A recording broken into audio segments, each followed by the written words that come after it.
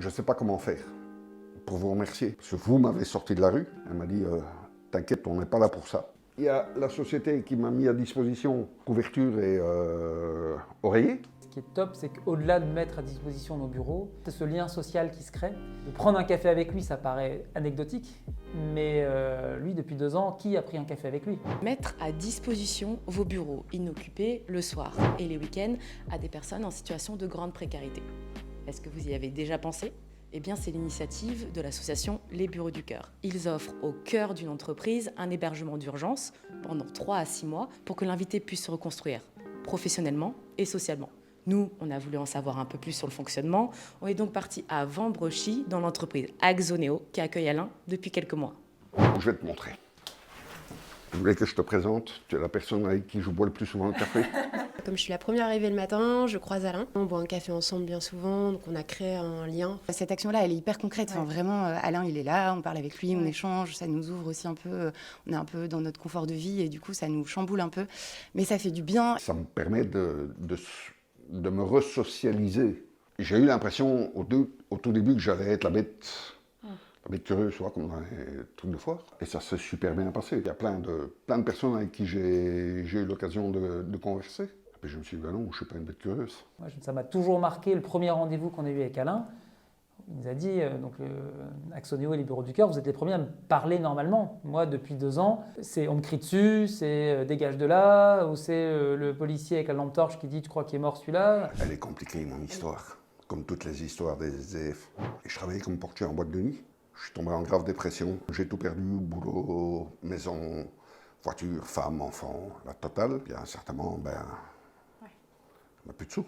Au départ, les 2-3 premières nuits, j'ai dormi ici à Lille, dans la rue. Je me suis fait agresser 2 fois. Et je me suis dit, je peux pas continuer comme ça. Il faut que je me casse. Et dans les bois, j'avais construit au départ un petit cabanon de fortune.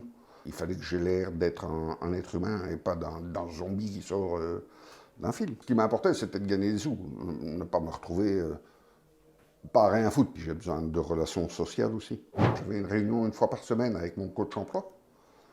Il m'a mis en contact avec mon assistante sociale. C'est elle qui m'a dit, est-ce que vous buvez, est-ce que vous vous droguez?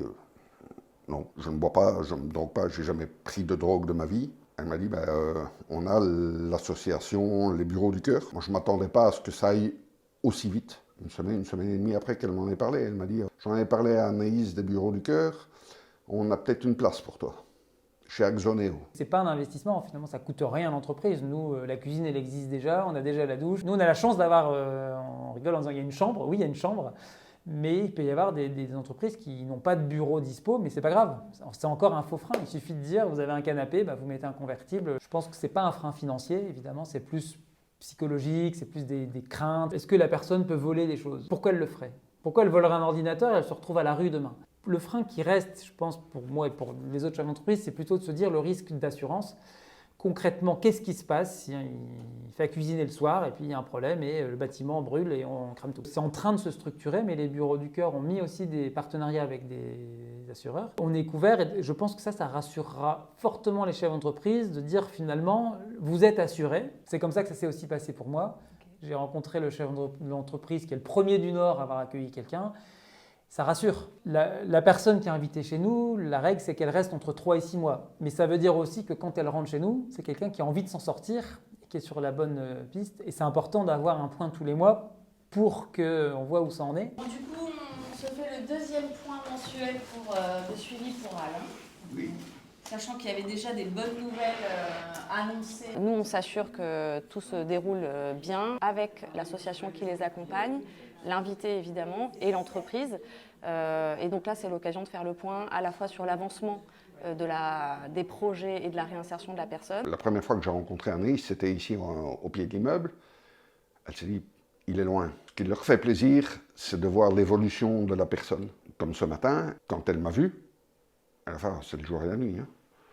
Déjà, je lui parlais, j'avais un sourire jusque-là. On voit qu'Alain, il a réussi à rebondir, il a retrouvé un travail et ça, c'est vraiment chouette. Moi, je deviens fou, j'ai le cerveau qui explose.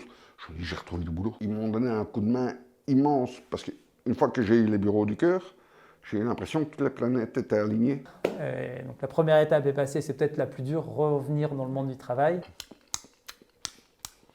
Ça a un goût de bon. Et le jour où j'ai mon studio, mais je vais faire une de ces fêtes.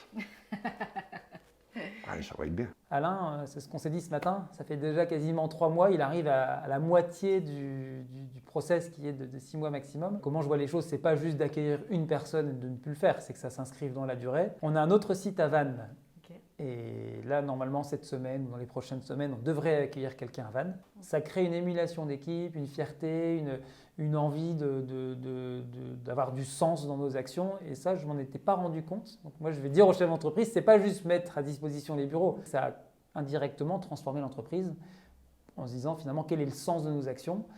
Et celui-là, il était très concret. Et du coup, je pense aussi aujourd'hui, quand on travaille, quand on parle de RSE, on revient toujours sur du très concret. Grâce à cette initiative, depuis 2020, ce sont 190 invités qui ont retrouvé la sécurité. Tous ont connu un mieux à leur sortie. L'association vise à constituer une offre de 60 000 logements d'urgence d'ici à 10 ans. Les bureaux du cœur sont présents actuellement dans 20 villes en France et ont pour objectif de rayonner sur tout le territoire français. Pour rappel, en 2021, 4 100 000 Français étaient mal logés, dont 320 000 sans domicile. Je veux me sortir de là, que je puisse vivre, c'est tout. Puis ma jeunesse, depuis que je suis tout beau, on m'a toujours dit « bosse et tu n'auras pas de problème ». J'ai bossé, j'ai eu des problèmes, mais c'est pas grave, c'est comme ça. Merci beaucoup en tout cas. Avec plaisir. Alors,